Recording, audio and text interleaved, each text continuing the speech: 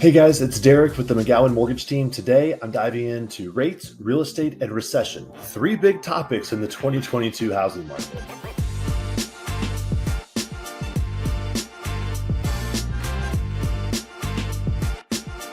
So, inflation. I think we all can agree that inflation's very hot these days. I'm sure we've all seen in the headlines, or we've seen it at the gas pumps or the grocery store. But ultimately, to break that down super simple, inflation's supposed to average about 2% year over year. So if something cost $100 this time last year, today it should cost $102. That's just the natural increase of inflation over time. That's healthy. Well, inflation's over 8% right now. So that means in the last 12 months, things have went up on average 8% in cost. So that $100 item last year now costs $108. But the big thing is buyers are still willing to pay it. And that's the problem, where if a seller's offering that thing for $108 and nobody's there to buy it, well, they have to lower their price until they catch buyers that are willing to pay the price. So that leads to point number two, the Federal Reserve. The Fed's been hiking their rates. I'm sure if anybody's been paying attention to the economy at all, they probably heard the Fed's hiking rates every time they get together. A big part of that is that the Fed hikes their interest rates. They're making everything a little bit more expensive. So what they're trying to do is now, so let's say somebody needs a loan on that $108 item. Well, they're willing to do that if the rates are good. But now the Fed's bumping rates up for everything, for credit cards and auto loans, and their Fed rate hikes are more the short-term items, but that trickles down. It hits a lot of different financing, and even it loosely can touch mortgage rates, not directly, but it kind of does trickle down even and impact mortgage rates as well.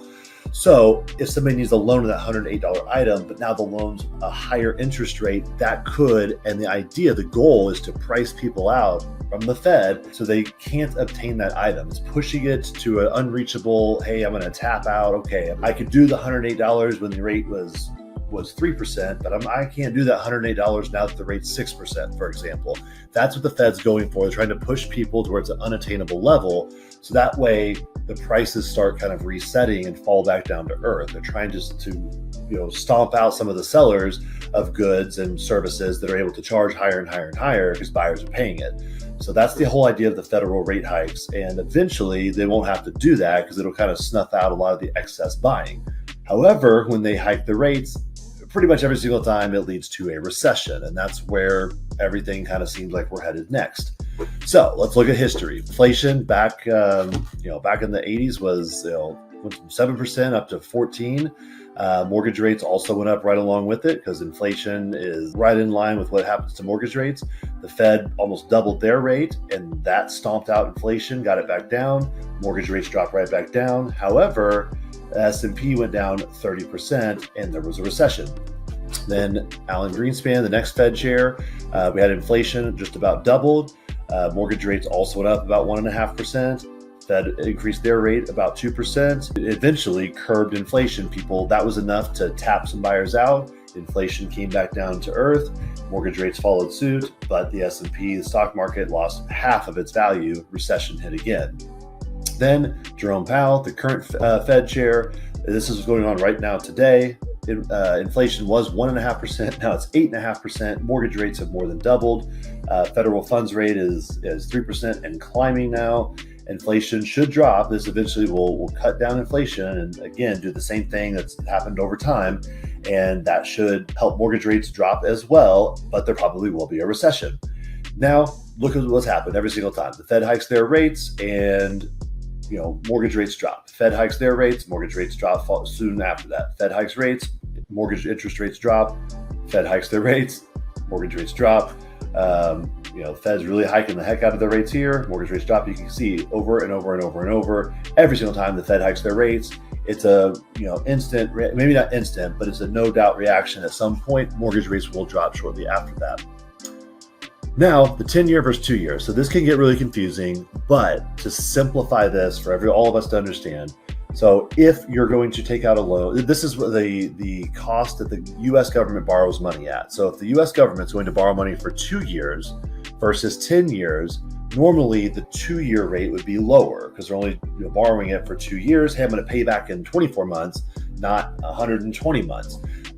But That's not always the case. Traditional thinking would mean that, oh, the 10-year must be a lot higher because they're borrowing for a lot longer. And normally this is the gap, about 1.5% roughly, between the 2 and the 10-year treasury. However, you can see in recent times that's whittled down, whittled down, whittled down.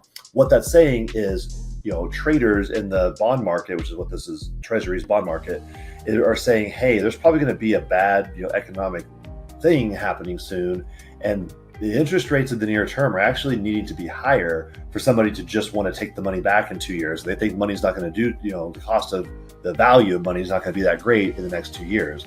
So they're actually saying, hey, we'd almost rather, when this inverted at this moment, this said traders were actually giving a 10-year loan to the U.S. government better than a 2-year loan at a better interest rate.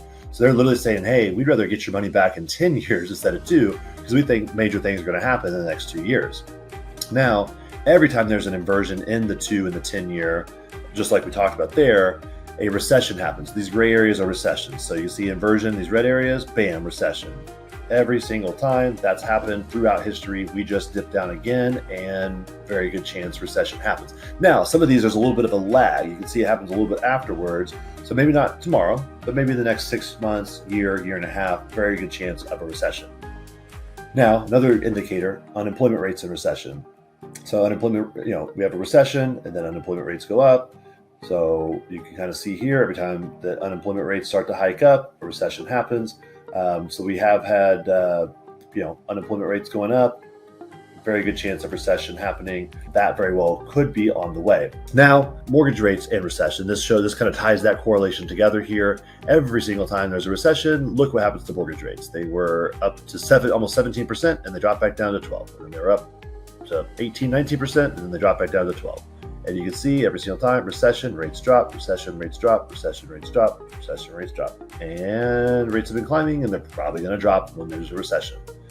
So you can see every single time, bam, bam, bam, rates drop during a recession. It's more so a guessing game on if there's going to be a recession, not so much a guessing game on when there is a recession, mortgage rates always drop. And the other reassuring thing is house values stay strong, so don't worry about that. There's been 9 recessions since the 60s. 8 out of the last 9 recessions, house values continue to just plug away and continue to increase.